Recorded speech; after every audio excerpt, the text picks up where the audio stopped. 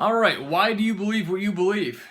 You know, I could give you a really big, long, existential, highly scientific answer to this question, but I'm going to save you all that for now, even though there is an explanation. But here's what it comes down to. What you and I believe, we believe it because we choose to believe it. It's that simple.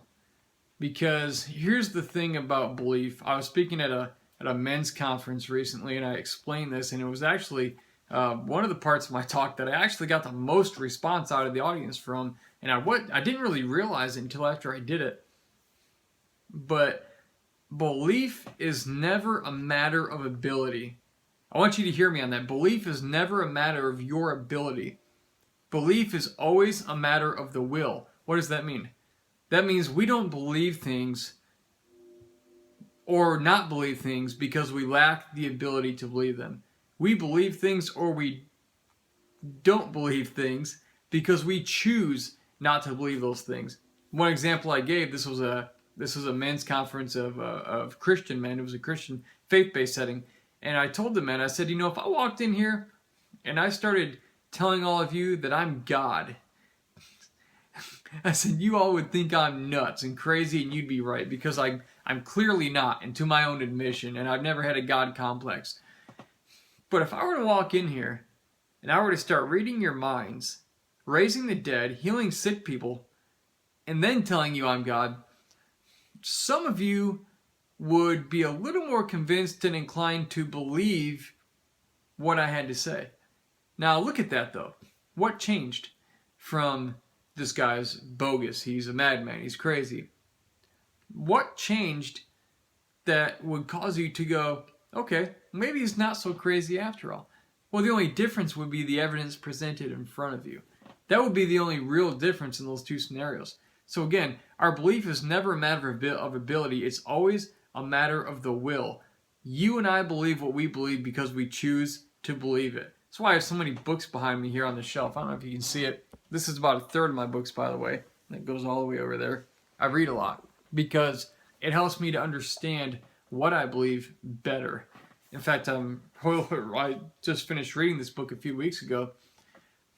Great book, by the way. It's called I Still Believe. It's by a guy named Jeremy Camp. Jeremy Camp is a Christian singer, songwriter. Seems to me to be a pretty amazing guy. And this book is kind of the story of his life. It's about discovering hope and healing in the midst of life's deepest valleys. He has a song, it's one of his mega hits, and it's called I Still Believe. And what a lot of people don't know is that that song, along with a number of others which became his giant best-selling hits, came about after his first wife died of cancer. I think she was 21 years old. I think they both were, or very close in age. At 21 years old, died of cancer 6 months after their honeymoon. All right, that's tough. I don't know what that's like. I've been through a lot of stuff, suicide bombers in Afghanistan, parents' divorce, breakups. But he lost a woman he loved that had cancer 6 months after the honeymoon.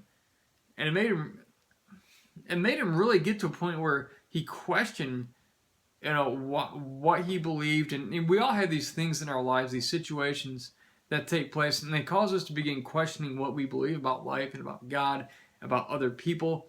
He even talks about at one point in the book how he would get so mad because the Bible talks about how God heals, but God didn't heal his wife, and he one time even took his Bible and he threw it across the room in a fit of rage and anger.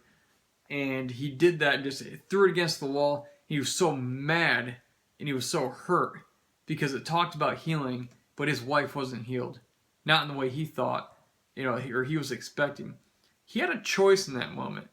He had a choice to believe God is evil, life sucks, I'll never love again, don't love anybody because you're only going to get hurt eventually. He could have chose to believe that, but instead he chose to believe, God, I believe you have a plan through this. In fact, he even has a song that was also written through that tragedy called Walk by Faith. And in the course of that song, he sings these words. It's one of my favorite songs of all time. He says, I will walk by faith even when I cannot see, because this broken road prepares your will for me. And he's talking about God there. He's saying, even though I don't understand what I'm going through, I believe there's a reason and a meaning through this, ultimately bigger than I can see right now. It was the same way when I came home from Afghanistan, when I was horribly injured by a suicide bomber back in 2006. I was burned severely, and it was an extremely excruciating experience. Very physically painful. They scraped my skin off with razor blades. You know the story if you know anything about me. If you want to know more about that, just go to blownupguy.com. I had no intention of plugging my website there, but if you want to know more and see pictures, go to blownupguy.com. You can see more. But my point here is that I chose to believe that there was a reason behind my pain.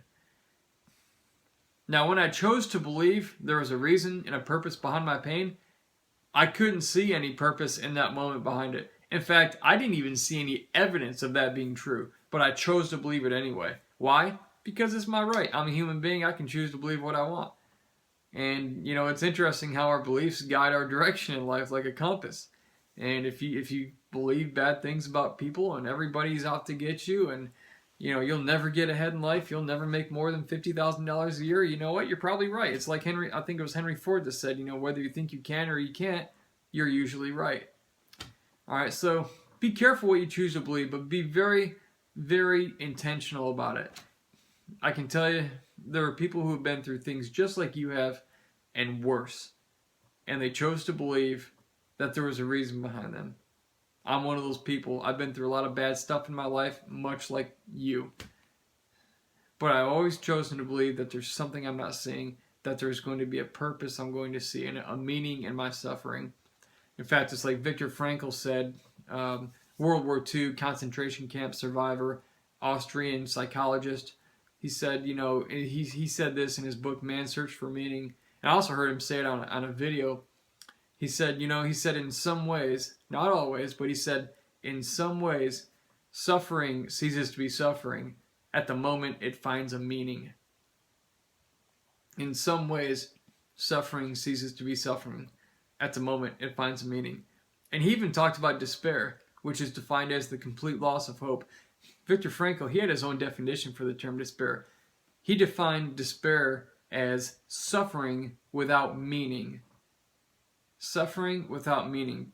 Meaning, really, if you believe that what you're going through is for a reason, even if you don't know that reason, you're not going to be in despair.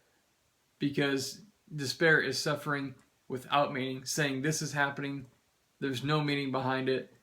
But who says there's no meaning behind it? That's something we choose to believe in the moment, in the time we're in that experience, which is actually the most difficult time to believe it, especially, again, when all of the evidence might be pointing in the complete opposite direction. I know what that's like. This Jeremy Camp, he knows what it's like. A lot of people know what it's like.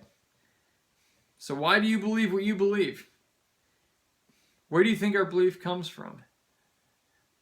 Do you believe? I want you to leave a comment. Yes or no. Leave a comment on this video.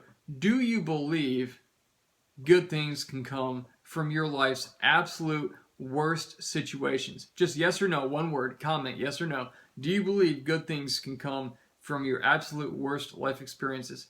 Leave a comment below. Click subscribe if you like this video. I pop up all over the world. I speak and travel and write books for a living. And so you never know where I'm going to be. I'd love to send you these great videos. You never know, it might be something interesting that can help you out. I talk to a lot of cool people and I like to interview them. And you never know, it might be something that could help you. So Jeremy says, even in spite of all those things, even when he can't see, even when he doesn't understand, he chose to say, I still believe. I've done it in my life. It works. So I want to encourage you to do that too. And just watch what happens as you take back your life. Click subscribe, give me a like, a thumbs up if you like this, and leave a comment below. Yes or no. One word, yes or no. Can good things, do you believe, can good things come from your worst life experiences?